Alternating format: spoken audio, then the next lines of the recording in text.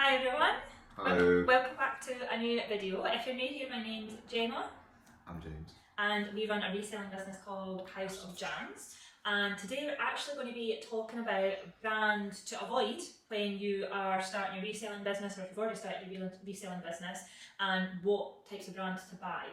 So we're going to start off with which types of things to avoid. So I kind of say the first thing we're going to talk about is actually not a particular brand, it's a type of brand. Yeah. So one of the brands to potentially avoid is things like vintage sportswear. Yeah. So when we first of all started, we decided to buy things like Adidas, Nike, vintage Champion, vintage Kappa, all that kind of stuff, because we felt that it was really popular. That's kind of what we were seeing other vintage resellers selling. However, pretty much, yeah. The truth is that because it's not. it's not. Well, it sells, but it takes forever to sell. Yeah. And I would say you make between 5 to 6 quid in profit per piece. It's quite hard to make a lot of money selling that. You'd have to sell. There's a lot of it in the market. Yeah, you've got a lot of competition. Exactly. Yeah. So because so many other people are selling it, you're competing with all these other people, and which can then potentially cause you to put your prices maybe down a bit too low. Very much. And then there's just, I think for you to make enough money to make it worthwhile, you'd have to sell a lot. You'd have to sell quite a high volume. So I would probably say to avoid that, if you are wanting to start reselling and you kind of want success a little bit quicker. Definitely. Yeah. But we are going to talk about what things to buy and what things to try and sell later on in the video. So stay tuned for that. So the next brand, this is an actual brand now, that we would probably not suggest selling is Chanel. So this isn't because we don't like the brand, and just to make it Love clear, the brand, actually. all these brands we're mentioning, we personally like them. This is why we try to sell these brands. However, Chanel, we feel like it's maybe just a little bit too pricey for people to purchase items, with that brand. I mean, I get it. It's tough times, Yeah. Not a lot of people can go out and splash on, certain brands. Yeah. And we sell to a particular demographic of people. Yeah. So, So I feel like they're maybe just a little bit too pricey at the moment. It's not saying that in the future we might not come back to the brand, but just for now. I feel like if you want to sell Chanel, you need to do it via a shop, or at least via a well-known website. Yeah. If you've got a better reputation, you've got the rep, and if you're you're specifically selling vintage or pre-owned Chanel, Vuitton, Dior, Versace, those sort of things, if you're emphasising on that, then you should have no bother, because that clientele will walk through the door. Yeah, and just to be clear, this is just our experience as well. Exactly. This might not be your experience, but this is just, these brands are just not working for us right now. Again, it might change in 5 years' time, couple of years' time, whatever. The market changes every year, so there you go. Yeah. So the next brand that we'd probably say to try and avoid. May I? Yes, you can. Louis Vuitton.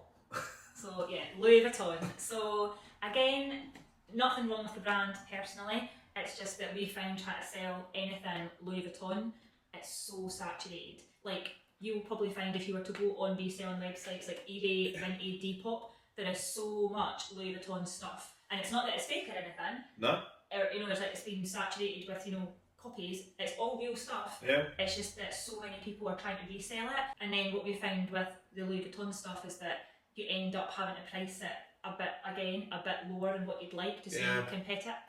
What I tend to find is you get a load of sellers who are like, they just want to make the quick money. Yeah. So what do? They lower the rates, just and then it shoots everyone else in the foot. Because, as I say, there are so many wallets, duffel bags, backpacks and things that are available, and the prices are quite low, and they are all, legit. A lot of them might have a little bit of wear or, flaws, but it's a very competitive brand to try and sell. 100%. Unless you've got a really big following, maybe on social media or whatever, or again you've got an established website, but if you're quite new like us, I think you'll find it tricky to try and stand out. Definitely. In that kind of, with that brand. Yeah. So the next brand that we'd probably avoid from now on would be Cartier. So we actually only have one piece, I think, from there at the moment, but we've kind of found it very similar to Chanel, that I feel like it's just that little bit above the price point of where a lot of our customers are kind of comfortable buying something. So once again, as I said before, if you have the right resources, you can sell these things quite easily. But for a beginner, somebody who's quite new, not maybe quite the right brand to try and sell. So the next brand that we'd probably avoid for now would be... What do you call it? Well, I call it Balenciaga. Yeah, I call it Balenciaga. But yeah, so similar kind of thing with Cartier and Chanel. Maybe a little bit too pricey to purchase something, second hand, because obviously the prices are still, they're still worth quite a bit of money. So again, maybe feel like it's just a little bit too high of a price point for our, usual customers. Again, like what we said before, maybe a good brand if you've got a really well established website or social media following or whatever, but not quite right, I would say, for us right now, and probably one that we'd avoid. I mean, to be fair, like, the Bally's always been very up there. It's very expensive in general. Retail, it is. Yeah. It is very. Basically, if you want to, look like Kanye, look like an alien. Yeah. So the next thing that we'd probably avoid from now on is actually not a brand. It's an item type, and it would be t-shirts. Yeah. So overall, like generally, I would just kind of say t-shirts. The price point is just that little bit too low. So obviously it's not a thick jumper, jacket, hoodie or anything like that. Yeah. So kind of feel like the price point's a bit too low, so the profit potential, you're not going to make as much of a profit. Yeah. And then as well, obviously t-shirts are quite seasonal, so you're only really going to be really selling them spring, summer. I mean, obviously we know we all wear t-shirts in the winter underneath and things, but they sell the best in spring and summer. So I just feel like there's not as much potential, I think, with t-shirts. I mean, once again, it depends. If you're selling like, I think if you're selling like brand new t-shirts, in the sense of like if you buy like luxury design like Louis Vuitton, and you buy them wholesale, Gucci, etc., and you're able to buy them wholesale, you could maybe potentially make £30 to £40 on top of that. It just depends where you get it from, where you buy stock from, etc. And obviously designs and stuff as well. Yeah. So, but yeah, for us again, we're probably not going to continue with purchasing t-shirts and things like that. That's something we're going to move away from. Next up, we have trousers and jeans. And honestly, a nightmare to try and sell. But it makes sense. It's all down to sizing. It's nothing to do with the fact that maybe, again, other people might have success selling these things. Yeah. So when we have been selling jeans and trousers, I don't fault the customers at all. No. But the amount of obviously the question. It's like. And I would put up measurements. If I put up the inseam measurement. Yeah, you put up everything. The waist measurement. I put up the outer leg. So a lot of questions. So just things like about the fit. Are they straight leg? Are they skinny? Would you say they're more boot cut? Would you say they're more, flare? And a lot of it as well is down to a little bit of opinion. So it was really tricky to try. And you're still left with three pairs of trousers, jeans. Yeah. So the next thing that we are probably going to avoid buying is not again a brand, but a type of clothing, and that's actually certain sizes. Yeah. So it's menswear. We sell mostly menswear, so just to be clear with that. But sizes extra small and small. Now I know that obviously, realistically, you really want to be as inclusive as possible when it comes to sizes, but at the end of the day, we're not a big massive business who can stock all these sizes. We are trying to make as many sales as we can. So that means buying the more popular sizes, which in menswear is medium upwards. So now we're on to the good bit, the bit where we're talking about what to buy, things, brands and items that sell well and what you should be looking for. So the first brand that we're going to talk about is Coach. So Coach, purses, handbags, stuff like that. Very popular, very desirable, a lot of interest in it. It's not too pricey, so people are usually happy with the price point that you're potentially setting your items at. Great if it's vintage, because there are really nice vintage pieces are so nice. So and all their pieces are usually leather or have leather and canvas or whatever. I would probably say I think all of our Coach purses and wallets have all sold. Yeah, they've gone. So they're all gone. I think we sold all our bags. No, we're left with one bag. We've got one Coach handbag, which it's a bag. It's a bit of a price. It's a bit more. So a bit more of an investment. Whereas the purses and wallets are great to sell because you don't have to price them too high, and you'll still make a great margin on them, and they're really good quality. So Coach, definitely, if you can get your hands on some Coach, especially vintage Coach, definitely a good brand. 100%. So the next brand definitely you should be looking out for is Gucci. So, and especially again, vintage Gucci. So we found that even though it's a luxury brand, it's actually a really good like mainstream brand as well. Like it's really popular, really desirable, but you can also get some really unique pieces, especially if they're vintage. We've got a couple of nice handbags, like shoulder bags that are, really nice sort of 70s, 60s retro style. Even the belt. Yeah, I belt love that thing. Yeah. It's a woman's belt, but it's so nice. it's reversible, it's gold, and it's from the 70s as well, really so it's just it is just really desirable. And Gucci's not too pricey again, like no. for a luxury brand. Like obviously, I mean, it can be. Yeah, but there are pieces that are a bit more affordable, and it's just such and there's a lot of interest in it. Yeah, it's not as saturated as well as like other pieces like Louis. Yeah, like Louis Vuitton. Like I find that Gucci, there's not as many pieces around. If you know what I mean. So you've not got as much competition, which is definitely not. So the next brand that we definitely recommend buying if you can is Dior. So like the other brands that we've mentioned, there's a lot of desire for them. They're desirable, very popular. Yeah. Even though it's a little bit pricier, I would say, than obviously than Coach. That doesn't seem to put people off. I feel like there's enough of a demand for Dior that people will pay that little bit more. Yeah. And again, if you can get vintage Dior, it's up there with your very top French 5 brands, you know, your Louis, your Dior, Chanel. Yeah.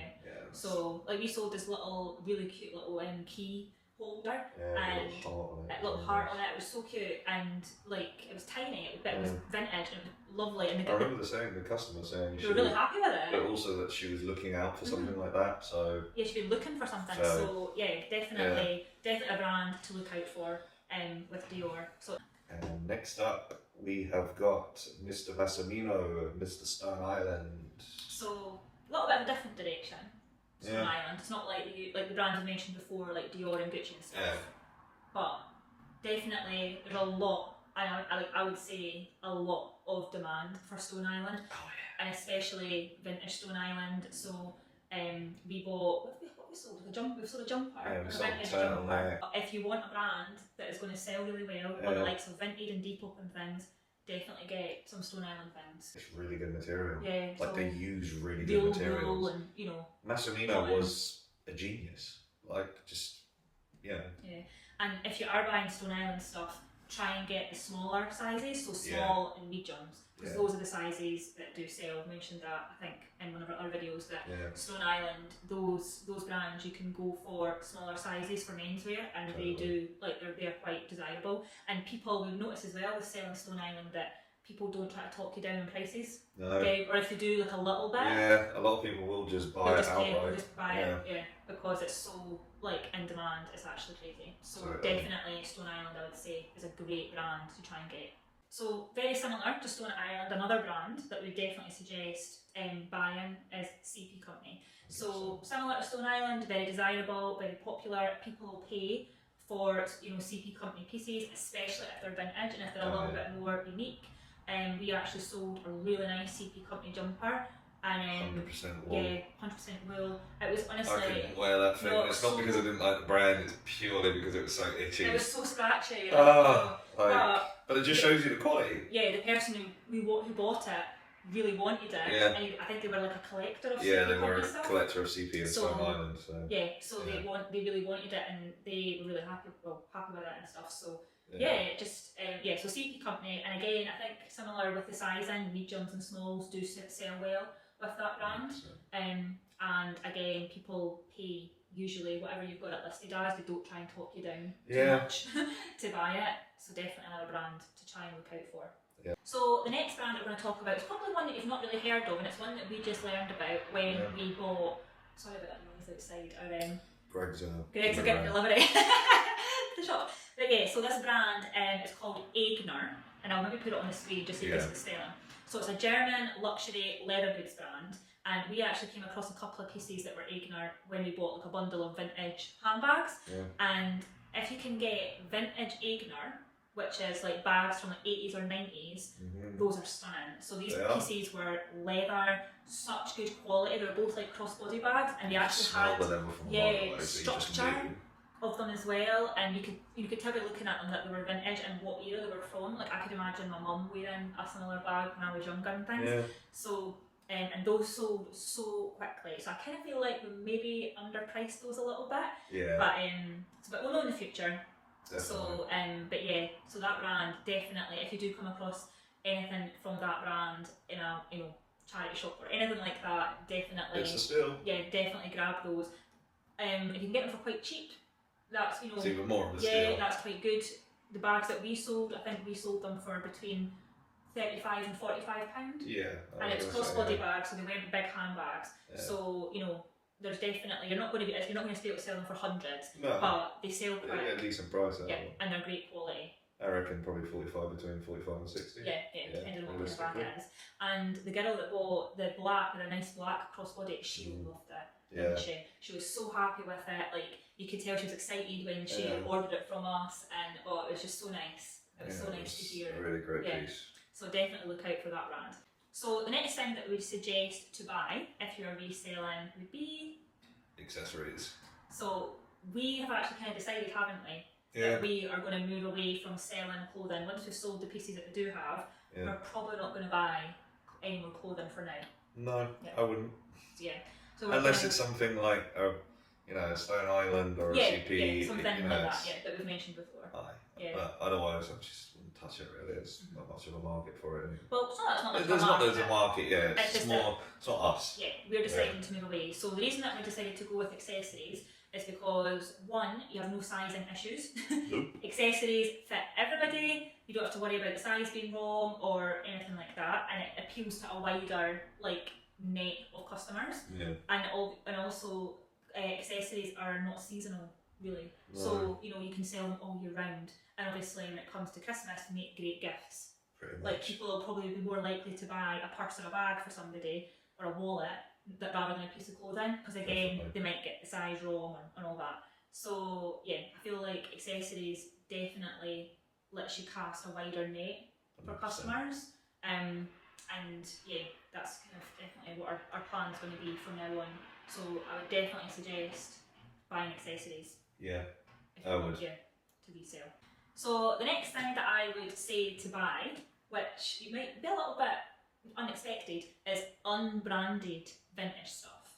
So what I'm talking about is basically things like clothing, if you're going down the clothing route, or accessories. Animals on it. Yeah, I'll talk about that example in a little second. So anything that's vintage, it's obviously vintage. By this, you can tell it's vintage from the style of it, but it's not got a brand on it. So it's not got a sportswear brand or a luxury brand or anything like that, or it's a brand that you've never, maybe never heard of it. Yeah. But as long as it looks vintage and it's got that vintage vibe, those pieces sell really well. So we actually had that sweatshirt that you just mentioned there, and it was like a grey sweatshirt, remember? And it had this raccoon or something. It was a raccoon, yeah. Embroidered on the front. Yeah, but it was really good material. It was great quality. But apparently, I remember when we first started reselling, people were always going on about buy clothes with animals on them. They sell like crazy. Yeah, so that's another little bonus kind of tip there, is buy things with animals. You know how you get those fleecy things that have got the wolves on them and stuff? Like all the t-shirts with wolves on them. Wolves on the front, and like sweatshirts with bears and everything on. That stuff sells. Grizzly. Yeah, that stuff sells really well. And that sweatshirt, even though it wasn't a brand that we knew, I think it was called Best Way or something. It looked American. Yeah, it was probably most definitely American. It looked American, and it had this, as I said, this raccoon embroidered on the front, but it was really good quality. I think we sold it for like 40 quid. See, that stuff would have, especially if it was vintage, it would have been made in USA, which means it would have been made with really good quality back in those days. So we sold that for more than what we've managed to sell all of our Adidas and Nike and stuff for. Exactly. Sometimes the things that you think, we all think brands, but sometimes the unbranded stuff goes for much more. Yeah, because it's more unique. Yeah. That's probably why. And also, if you're buying something like a sweater, and it's so very obviously from the 70s or from the 60s, it's a no-brainer.